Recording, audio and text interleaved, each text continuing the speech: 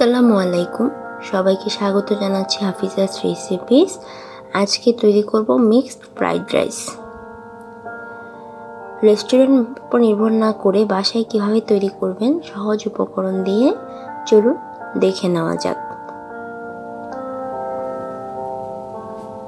প্রথমে চুলায় প্যান বসিয়ে দিয়েছি, দিয়ে দিচ্ছি সয়াবিন তেল। তেলটা গরম হয়ে গেলে দিয়ে দেব রসুন কুচি,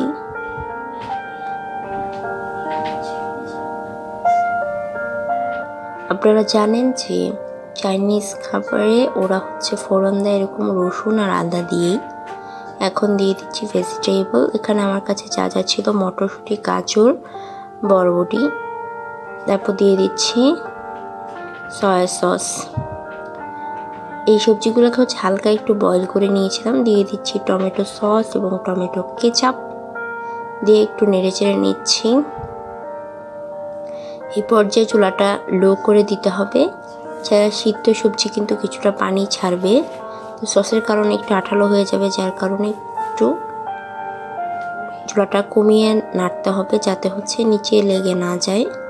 1 মিনিট অপেক্ষা করতে হবে, তারপর দিয়ে দিতে হবে পানি। এখানে নর্মাল টেম্পারেচারের পানি ব্যবহার করলেই চলবে।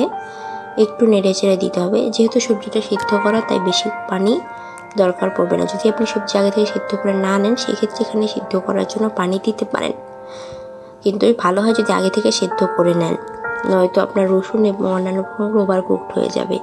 এখন দিয়ে দিচ্ছি মাংসগুলোকে আমি আগে থেকে সিদ্ধ করে টুকরো করে নিয়েছি, একদম গুঁড়া করে নিয়েছি। আপনারা চাইলে ছোটো ছোটো কিউব করেও কেটে নিতে পারেন।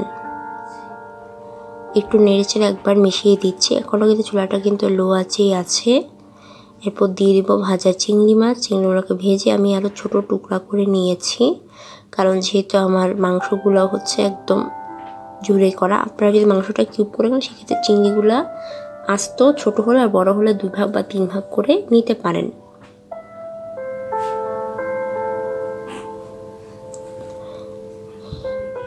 এখন এই পানিটাকে ভালো করে আগে শুকাতে হবে। পানিটা যখন একদম কমে আসবে, আগে থেকে আমরা যে ভাতটা রান্না করে রেখেছিলাম বাসমতি চালের, সেটা দিয়ে দিতে হবে। এই ভাতটাকে আপনি 60% পর্যন্ত কুক করবেন, নট 70 to 80%। সেই ক্ষেত্রে কিন্তু আপনার এই মিক্সড ফ্রাইড রাইসটা গলে যাবে যদি চালটা বেশি কুকড হয়ে যায় আগে থেকেই। আর এই যে নাড়বেন, যখন খুব বেশি জোরে নাড়া যাবে না, আস্তে ধীরে জাস্ট মিক্স করতে হবে। নিচ থেকে উপরের দিকে ঝাঁকিয়ে এটাকে নাড়তে হবে, যাতে সবগুলো উপকরণের সাথে চালটা খুব ভালো মতো মিক্সড হয়ে যায়। প্রয়োজনে আপনি চুলাটা বন্ধ করে নিতে পারেন। এই পর্যায়ে ভাজা ডিম, আগে থেকে ডিম ভেজে রেখে আমি এটাকে টুকরো করে রেখেছিলাম, সেটাকে দিয়ে দিচ্ছি। এবার এটাকে 2 মিনিট হাই মিডিয়াম আঁচে বসিয়ে যে পানিটুকু ছিল ওইটুকু শুকিয়ে এটাকে সার্ভ করে নিলাম। তো তৈরি হয়ে গেল মিক্সড ফ্রাইড রাইস। আশা করি ভিডিওটি আপনাদের ভালো লেগেছে। অবশ্যই হাফিজাস রেসিপিস চ্যানেলটি সাবস্ক্রাইব করার অনুরোধ থাকবে।